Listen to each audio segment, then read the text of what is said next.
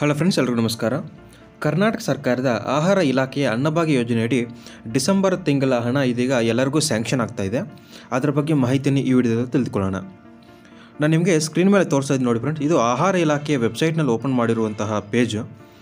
ಇಲ್ಲಿ ನಾನು year select ಮಾಡ್ಕೊಂಡಿದ್ದೀನಿ 2023 ಮತ್ತು ತಿಂಗಳು ಬಂದುಬಿಟ್ಟು ಡಿಸೆಂಬರ್ ಸೆಲೆಕ್ಟ್ ಮಾಡ್ಕೊಂಡಿದ್ದೀನಿ ಮತ್ತು ರೇಷನ್ ಕಾರ್ಡ್ ನಂಬರ್ ಎಂಟರ್ ಮಾಡಿದ್ದೀನಿ ಮತ್ತು ಕ್ಯಾಪ್ಚಾ ಕೋಡ್ ಎಂಟರ್ ಮಾಡಿ ಗೋ ಅಂತ ಒತ್ತಿದ್ರೆಗಿನ ಸ್ಟೇಟಸ್ ತೋರಿಸುತ್ತೆ, DBT ಸ್ಟೇಟಸ್ ಏನಿದೆ ಅಂತ.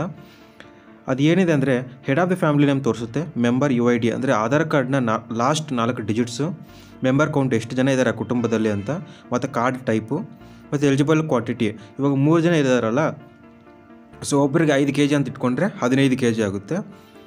ಸೊ ಮತ್ತು 1 kgಗೆ 34 ರೂಪಾಯಿ ಇರೋದರಿಂದ 15 kgಗೆ 510 ರೂಪಾಯಿ ಆಗುತ್ತೆ. ಸೊ ಟೋಟಲಾಗಿ 510 ರೂಪಾಯಿ ಇವರಿಗೆ ಜಮಾ ಆಗುತ್ತೆ.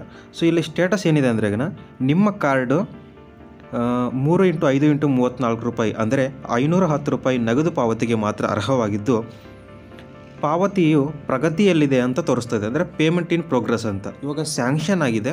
ಸೊ ಶೀಘ್ರದಲ್ಲೇ ವಿತಿನ್ ಲೈಕ್ ಈ ಮಂತ್ ಎಂಡಿಂಗ್ ಒಳಗಡೆ ನಿಮಗೆ ಅಮೌಂಟ್ ಅನ್ನೋದು ಜಮಾ ಆಗುತ್ತೆ. ಸೊ ಈ ಥರ ನೀವು ಈ ಥರ ರೇಷನ್ ಕಾರ್ಡ್ ನಂಬರ್ ಹಾಕಿಬಿಟ್ಟು ನೀವು ಸ್ಟೇಟಸನ್ನು ಚೆಕ್ ಮಾಡ್ಕೋಬೋದು.